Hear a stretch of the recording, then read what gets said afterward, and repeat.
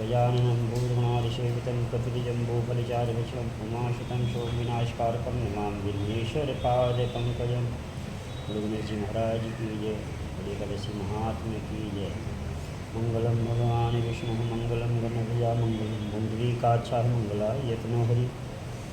धर्मराज युधिष्ठिर कहने लगे कि हे भगवान, भाद्रपद शुक्ल पक्ष की एकादशी में नाम क्या है, विधि क्या है, महात्म क्या है, विस्तार से कहिए।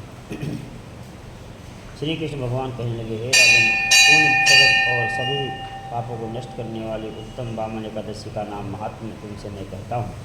ध्यानपूर्वक सुनो। यह एकादशी जयंती एकादशी भी कहलाती है। इसका व्रत करने से वाजपेयी यज्ञ का फल प्राप्त होता है। पापियों के पाप नाश करने के लिए इससे बढ़कर अन्य कोई उपाय नहीं है। जो मनुष्य एकादशी के दिन वामन भगवान की पूजा करते हैं और वह तीनों लोक में पूजित हो, अति मोक्ष की इच्छा रखने वाले मनुष्य इस व्रत को जरूर करें, जिससे भाद्रपद शुक्ल एकादशी का व्रत और पूजन की ओर से ब्रह्म विष्णु और शिव सहित तीनों का पूजन किया। अतः हरिवासर अर्थात एकादशी का व्रत अवश्य करना चाहिए। इस दिन भगवान करवट लेते हैं, इसलिए इसको परिवर्तनीय एकादशी भी कहते हैं।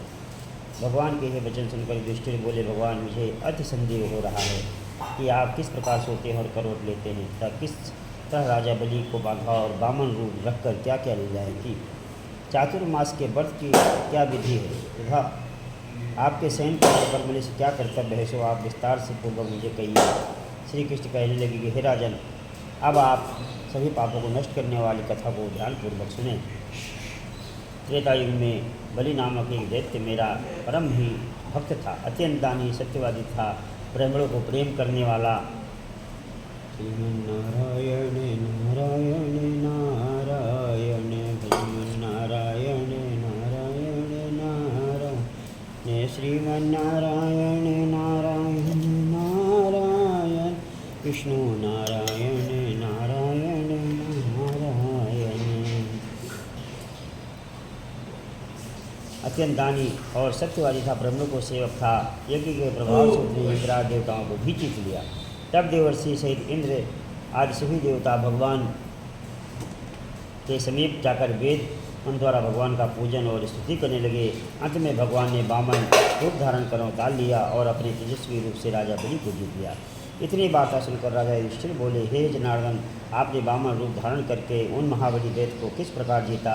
श्री कृष्ण भगवान बोले, मैंने वामन रूप धर के बलि के 3 पग भूमि की याचना की और मुझको 3 पग भूमि दे दो, इससे तुम्हें 3 लोक का दान प्राप्त होगा। राजा बलि ने इसको तुच्छ ही याचना समझकर 3 पग भूमि मुझे संकल्प कर दिया और दे दिया। मैंने अपने त्रिविक्रम रूप को बढ़ाकर भूलोक, पदलोक और भूरलोक से पेट तथा जललोक से हृदय तथा यमलोक में कंठ की स्थापना कर सत्यलोक में मुख और उसके ऊपर मस्तक पर स्थापित किया।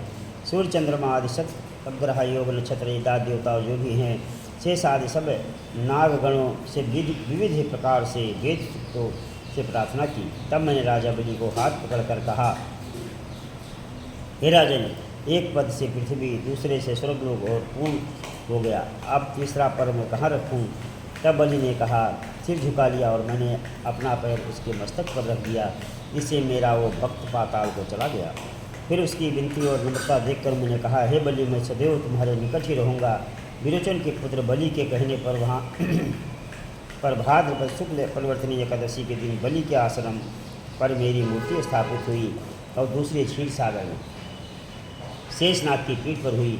इस एकादशी को भगवान शयन करते हुए करवट लेते हैं, इसलिए त्रिलोकी के नाथ विष्णु भगवान का उस दिन पूजन किया जाता है।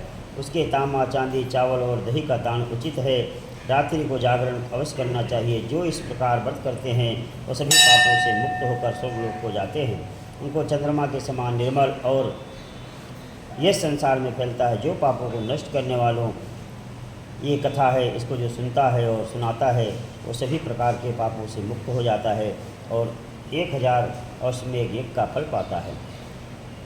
मंगलम भगवान विष्णु मंगलम गणपति मंगलम पुंडरीकाक्षाय मंगलाय यत्नो हरि।